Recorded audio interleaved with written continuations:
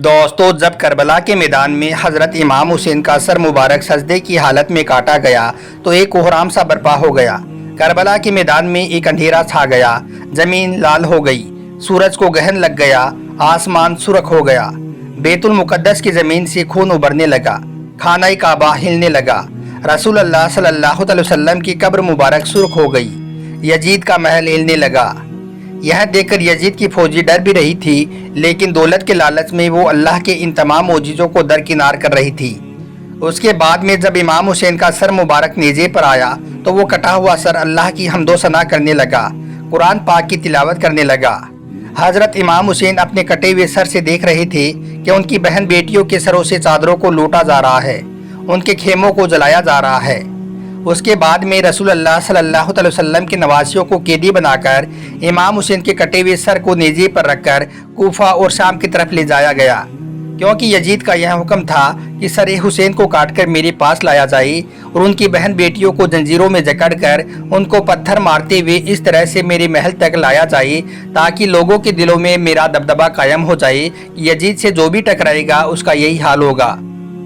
दोस्तों, तारीख ने लिखा कि रसूल अल्लाह सल्लल्लाहु अलैहि वसल्लम के खानदान के छोटे छोटे बच्चों को ऊंट के साथ बांधा गया और सबके कटे हुए सरों को नेज़े पर रखकर यह काफिला आगे चलता रहा। लेकिन एक जगह पर जाकर अचानक से सर हुसैन रुक गया। यजीद की फौज ने बहुत कोशिश की कि इमाम हुसैन का सर आगे बढ़े, लेकिन वो नेज़ा जिस पर इमाम हुसैन का सर सवार था वो एक जगह पर कायम हो गया। यह देखकर सिमर ने इमाम सज्जाद से पूछा कि तुम्हारे बाबा का सर आगे क्यों नहीं बढ़ रहा है। उसके बाद में इमाम सज्जाद ने हज़रत इमाम हुसैन के सर की ओर देखा तो सर हुसैन से आवाज़ आई, ए बेटा सज्जाद, मेरी सकीना ऊँट से गिर गई है, उसको ले आओ, उसके बगैर में यह मंजिल अधूरी है।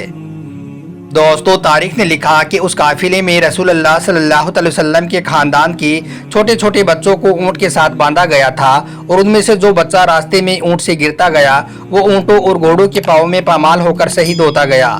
आज भी उन शहीद बच्चों की कब्रें कूफा और शाम के रास्ते के बीच में बनी हुई हैं।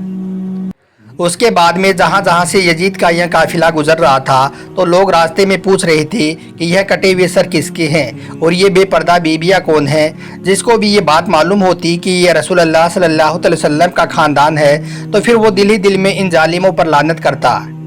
फिर ऐसे ही चलते चलते यजीद का यह काफिला शहरी करदान तक पहुँचा। उन लोगों को पहले ही मालूम चल चुका था कि यजीदी काफिला आ रहा है, जिन्होंने अल्लाह के रसूल सल्लल्लाहु अलैहि वसल्लम के नवासे का कत्ल किया है और आले मोहम्मद को कैद किया है। इसलिए इन लोगों ने अपने शहर के दरवाजे पहले ही बंद कर दिए। फिर यजीदी काफिला इस शहर के पास आया और बाहर ही आकर रुक गया और दरख्तों के साए में यजीदी सिपाही सोने लग गए। जब रात होने लगी तो एक शख्स इस काफिले के पास आया जिसका नाम राहिब दत्त था। वो देखता है कि इन लोगों के पास में एक कटा हुआ नूरानी सर है जिस पर आसमान के फरिश्ते आकर सलाम भेज रहे हैं और वो मुबारक सर कुरान पाक की तिलावत कर रहा है। उसके बाद वो राहिब अपने घर आ गया, मगर वो इस सोच में गुम हो गया कि यह मुकद्दस सर किसका होगा। बस उसके बाद में सुबह हुई और वो फौरन उन सिपाहियों के पास पहुंच गया और पूछने लगा, ए लोगों, यह नूरानी सर किस हस्ती का है। तो यह सुनकर फौजी यजीद ने कहा कि यह हुसैन इब्ने अली का सर है। तो उस राहिब ने पूछा कि कौन हुसैन। इतने में सिमर कहने लगा, हुसैन फातिमा का बेटा और मोहम्मद का नवासा। तो यह सुनते ही वो राहिब चीख कर जमीन पर बैठ गया और कहने लगा, कितने बदबख्त लोग हो तुम, अपने ही रसूल के नवासे का कत्ल कर दिया।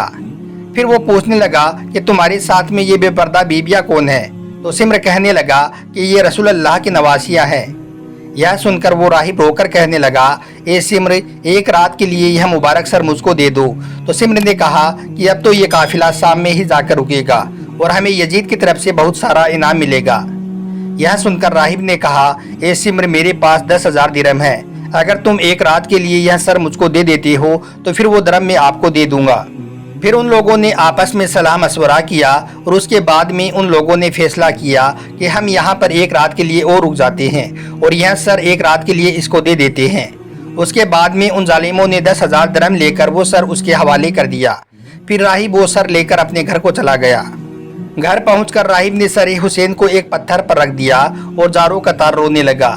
اتنے میں امام حسین کے سر مبارک سے آواز آئی، اے راہب یاد کرو، ایک بار تم اولاد کے لیے دعا کروانے کے لیے میرے نانا کے پاس میں آئے تھے، تمہارے مقدر میں کوئی اولاد نہیں تھی، جس کو سن کر تم رونے لگے تھے، پھر میں نے آپ کے لیے اللہ سے دعا کی تھی اور اللہ نے تم کو پھر ایک ایک کر کے 7 بیٹے عطا کیے۔ اس وقت تم نے کہا تھا کہ ایک مرتبہ میرے گھر تشریف لانا، اے راہب دیکھو آج میں حسین تمہارے گھر پہ آ گیا ہوں۔ بس جیسے ہی امام حسین کے سر سے اس راہب نے یہ آواز سنی تو وہ اور زور زور سے رونے لگا اور کہنے لگا، اے میرے آقا مجھے معاف کر دو، اگر مجھ کو معلوم ہوتا تو میں بھی آپ کے قدموں میں قربان ہو جاتا۔ یہ سن کر امام حسین کے سر مبارک سے آواز آئی، اے راہب اللہ کی مرضی یہی تھی کہ اللہ کا دین میرے خون سے ہی زندہ ہونا تھا۔ پھر اس طرح سے وہ راہب پوری رات امام حسین کے سر سے گفتگو کرتا رہا۔ پھر جب صبح ہوئی تو وہ راہب سوچنے لگا کہ اب میں مولا حسین کا سر واپس کیسے کروں۔ پھر تاریخ نے لکھا کہ اس راہب کو امام حسین کی دعا سے جو 7 بیٹے ملے تھے، اس نے ان میں سے ایک بیٹے کا سر قلم کر دیا اور اس کا سر وہ سمر کے پاس لے گیا۔ سمر دیکھتے ہی چلایا کہ یہ حسین کا سر نہیں ہے۔ پھر وہ راہب اپنے گھر گیا اور اپنے دوسرے بیٹے کا سر قلم کر دیا اور اسے سمر کے پاس لے گیا، مگر سمر اسے بھی دیکھ کر کہنے لگا کہ یہ سر بھی حسین کا نہیں ہے۔ ایسے کرتے کرتے اس راہب نے اپنے 7 بیٹوں کے سر کو قلم کر دیا۔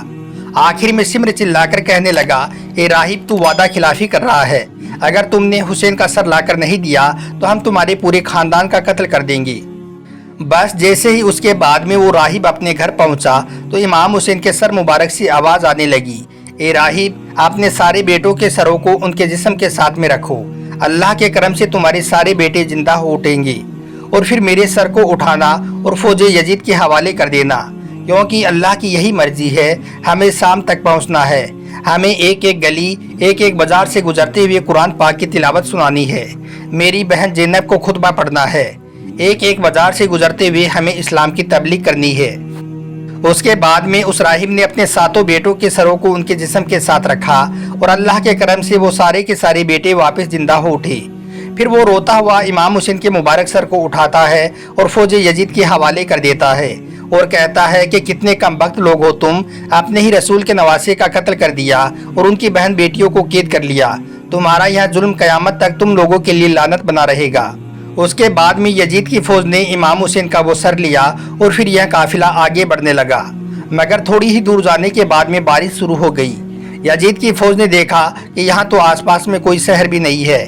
پھر ان کو دور میں ایک گرجا گھر نظر آیا، وہ اس کے پاس گئے اور پادری سے کہنے لگے، ہم وقت کے حاکم کی فوجی ہیں، ہم ایک رات کے لیے یہاں پر رکنا چاہتے ہیں۔ اس پادری نے دیکھا کہ اس قافلے کے ساتھ میں کچھ بے پردہ بیویاں بھی ہیں اور کٹے ہوئے سر مبارک نیزے پر سوار ہیں، اور ان سروں میں ایک نورانی سر بھی نیزے پر سوار ہے جس پر آسمان کے فرشتے سلام بھیج رہے ہیں۔ یہ دیکھتے ہی وہ پادری زور زور سے رونے لگا تو سمر نے پوچھا کہ اے پادری رونے کیوں لگے ہو؟ تو وہ پادری کہنے لگا، میں نے آج تک اپنی زندگی میں اتنا نورانی چہرہ نہیں دیکھا ہے، ضرور یہ کوئی اللہ کے قریب کا بندہ ہے، ضرور یہ کوئی پاک خاندان سے تعلق رکھنے والا ہے۔ تو یہ سن کر سمر کہنے لگا، ہاں یہ فاطمہ کا بیٹا ہے۔ تو وہ پادری پوچھنے لگا، کون فاطمہ؟ تو سمر نے کہا، فاطمہ بنت محمد۔ بس اتنا سنتے ہی وہ پادری چیخ مارتا ہوا زمین پر بیٹھ گیا اور زاروں قطار رونے لگا اور کہنے لگا، اے بدبخت، یہ تو تمہارے رسول کا نواسہ ہے اور تم نے ان کا ہی قتل کر دیا۔ اگر آج رات تم یہاں پر رکنا چاہتے ہو تو تمہیں ایک رات کے لیے یہ مبارک سر مجھ کو دینا ہوگا، بدلے میں تم چاہے اتنا سونا لے لو۔ پھر سمر نے سونا لے کر ایک رات کے لیے امام حسین کا وہ سر اس پادری کو دے دیا۔ پھر وہ پادری سر حسین کو اپنے گرجا گھر لے گیا اور گھٹنوں پر بیٹھ کر رونے لگا۔ رونے کی آواز سن کر اس کی بیٹی دوڑتی ہوئی ان کے پاس آئی جو کہ نابینا تھی۔ وہ کہنے لگی، اے بابا آپ کیوں رو رہے ہو؟ تو پادری نے کہا، بیٹی اس مبارک سر کی زیارت کرو۔ وہ کہنے لگی، بابا اس کو میں کیسے دیکھوں، میں تو آنکھوں سے اندھی ہوں۔ تو پادری نے کہا کہ اس سر کے سامنے بیٹھ کر تم اللہ سے دعا کرو، مجھے امید ہے کہ اللہ تم کو آنکھیں عطا کر دے گا۔ اس کے بعد میں اس نابینا لڑکی نے اللہ سے دعا مانگی، اتنے میں سر حسین سے ایک نور نکلا اور وہ جا کر اس نابینا لڑکی کی آنکھوں میں جا کر ٹھہر گیا اور وہ لڑکی دیکھنے لگی۔ یہ دیکھ کر وہ لڑکی رونے لگی اور کہنے لگی، بابا اس مبارک سر کے معجزے نے تو میری آنکھیں ٹھیک کر دی، یہ کیسے ظالم لوگ ہیں جو اس پاک ہستی کے سر کو کاٹ کر لائے ہیں۔ اس کے بعد میں اس پادری نے بہت کوشش کی کہ وہ سر حسین کو فوج یزید کے حوالے نہ کرے، मगर उन लोगों ने उन पर बहुत जुल्म किया और इमाम हुसैन का सर मुबारक ले लिया और शाम की तरफ रवाना हो गई। सलाम हो हज़रत इमाम हुसैन की शहादत पर।